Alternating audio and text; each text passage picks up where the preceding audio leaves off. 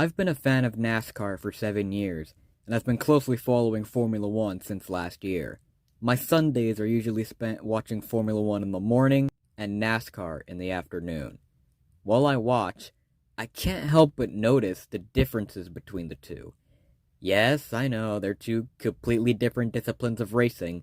One's stock and predominantly races on ovals, the other is open wheel and strictly races on road courses and street circuits. But still, I just can't help but notice the vast differences between the two. And that's what we're going to look at in this video. There are 5 main talking points that I'm going to cover. And without further ado, let's get into it.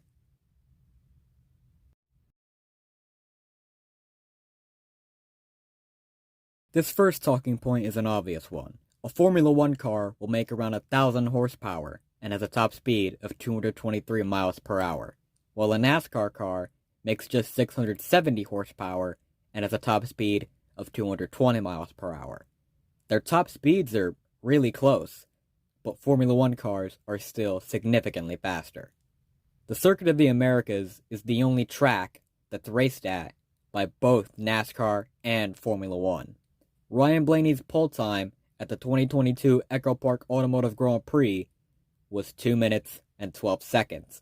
Meanwhile, Max Verstappen's pole time at last year's US Grand Prix was 1 minute and 32 seconds, a full 40 seconds faster than Ryan Blaney.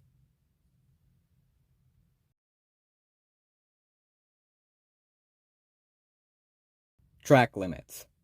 Everybody loves track limits. NASCAR and the FIA differ on how they handle the issue of track limits. In Formula One, a car must remain within the white lines around the track at all times. As long as one wheel remains inside or in contact with the white line, then the car is within track limits. Once all 4 wheels go outside of the white line, then it is a track limits violation. However, the rule may vary from race to race. The FIA gives 2 freebies for breaking track limits. The 3rd offense is a warning, and the 4th offense is a penalty. A few weeks ago at Austria, there was an absurd number of incidents involving track limits, 43 in all, which is unusual for Formula One. NASCAR, on the other hand, has more lax rules regarding track limits, and it shows. If you watch a NASCAR race at a road course, you will see drivers leave the track when they exit corners. They do this so much that the actual racing line goes outside of the track. NASCAR only really cares about track limits if you cut the track. And how they dish out punishments is really simple. If you cut the track, you get a stop-and-go penalty. Failure to serve it gets your penalty upgraded to a pass-through, meaning you'll have to pass through the pits. 2 good examples of NASCAR's implementation of their track limit rules happened last year at the Indianapolis road course. Late in the race, Bubba Wallace cut the chicane because he sensed that a wreck was going to happen, and a wreck did happen, but he was still penalized. His penalty wasn't reversed, most likely due to the fact that the wreck had happened after he cut the chicane. Later in that race, Chase Briscoe ran out of room going into the second corner and cut the track. He was given a stop-and-go penalty but never served it because Briscoe claims that he was never told about the penalty, so he continued to race for the win. His penalty was upgraded to a pass-through before he was ultimately parked for the race. I don't think NASCAR has ever issued time penalties before, but this past Sunday at Indianapolis, they did. On the final restart, Ross Chastain and Austin Dillon both missed the entry into Turn 1, kind of like what Lewis Hamilton did at Baku last year. They both used the access road to get back on track. Only problem is that they sped through it. Ross Chastain came out in second and battled Tyler Reddick for the lead as if he didn't just shortcut the track. In the end, they were both handed 30-second penalties, which to F1 fans may sound kind of insane, since the FIA only ever gives 5 or 10-second penalties. 30 seconds is absolutely absurd for a time penalty. And it just goes to show that NASCAR is pretty strict when it comes to cutting the track. Like, They don't hold back with their punches.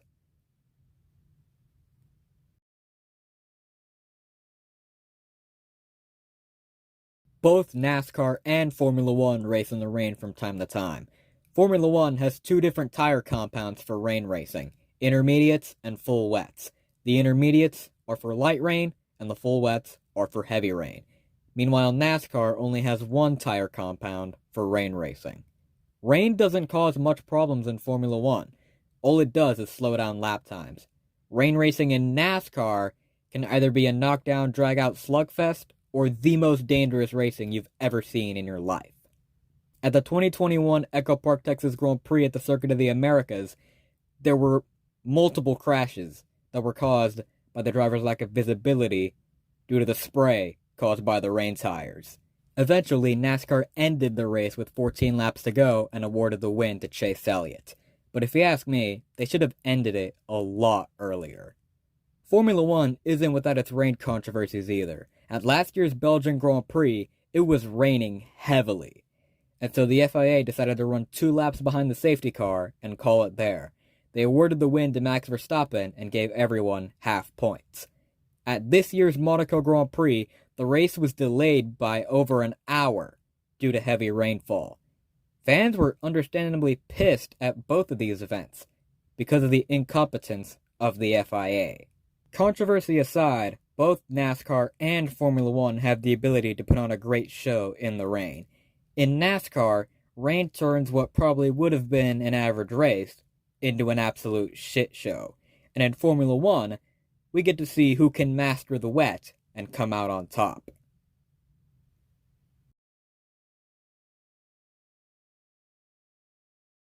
This is probably the biggest difference between NASCAR and Formula One.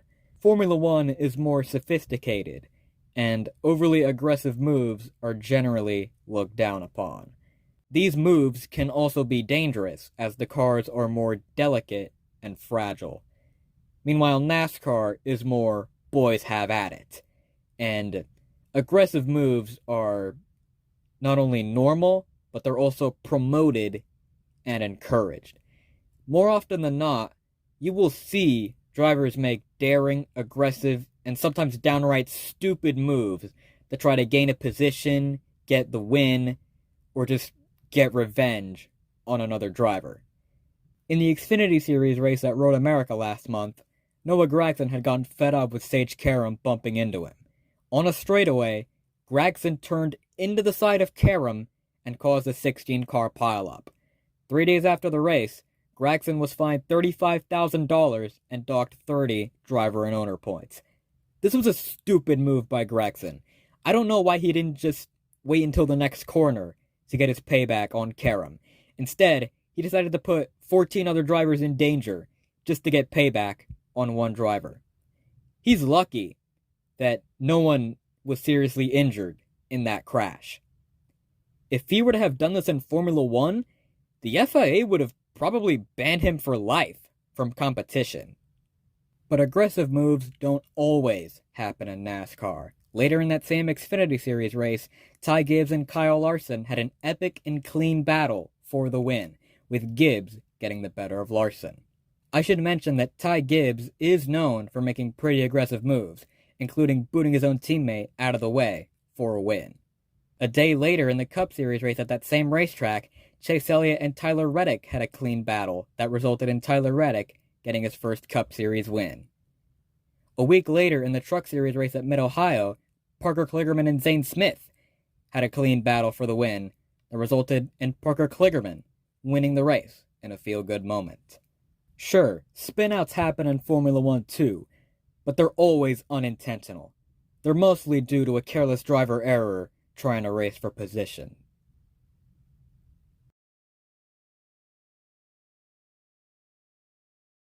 This last talking point is completely subjective. NASCAR and Formula One are both great in their own right. Both have the ability to put on a show. Last month's British Grand Prix had some of the best racing that I've ever seen in my entire life, including this awesome call by David Croft. Off goes Leclerc, through goes Hamilton! Unbelievable stuff coming out of the final corner! NASCAR races on road courses can either be absolute barn burners or boring as hell. Or somewhere in between. Most of the time, they're somewhere in between. And the same can be said for Formula One. Not every Formula One race is a barn burner. Formula One does put on some boring races from time to time. As I said, it's completely subjective. Whichever has the better racing is just a matter of opinion. NASCAR and Formula One are two complete polar opposites. They both have their ups, they both have their downs, but they're both great in their own right. Some people only watch NASCAR, some people only watch Formula One, and some people watch both. At the end of the day, we're all racing fans, and that's all that matters. But anyway, we've come to the end of the video. If you want to see more of me, be sure to follow me on Instagram and join my Discord server. Links to both are in the description down below. Leave a like on the video, and subscribe to my channel for more motorsports content.